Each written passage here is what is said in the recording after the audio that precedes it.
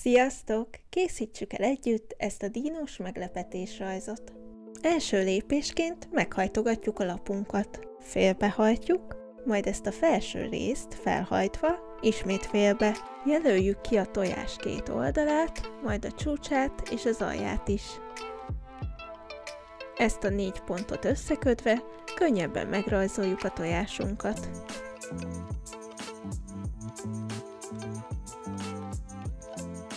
Ha elkészültünk, nyitsuk ki a lapunkat. A felső tojást hosszabbítsuk meg lefelé, és kössük össze cikcakos vonallal a két végét. Ugyanezt ismételjük meg az alsónál is. Meghosszabbítjuk felfelé a két végét, majd cikcakos vonallal összekötjük őket. Kezdjük el megrajzolni a dínót a tojás közepébe. Elsőként megrajzoljuk a szemét, és e fölé egy lekerekített háromszöget rajzolunk.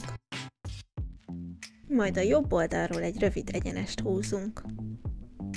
Ennek a végéből pedig, mintha egy lekerekített négyzetet rajzolnánk, meg lesz a dínónk óra.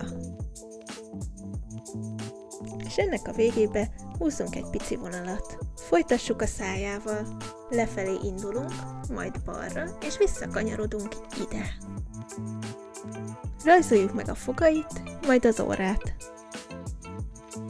A háromszög bal oldalából egy ívelt vonalat húzunk.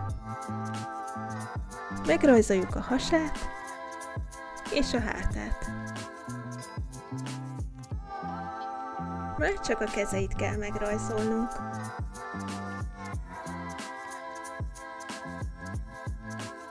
Ide húzunk még egy ívelt vonalat. Végül a tojásra rajzolhattok repedéseket.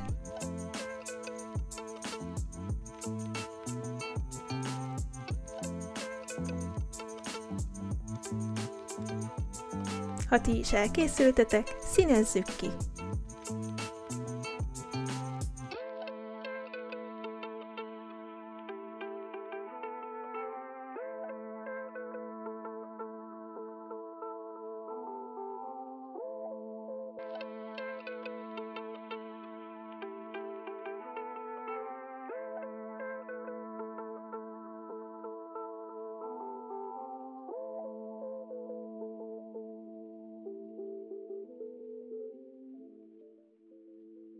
Készen is vagyunk. Ha tetszett, dobjatok egy lájkot, és találkozunk legközelebb. Sziasztok!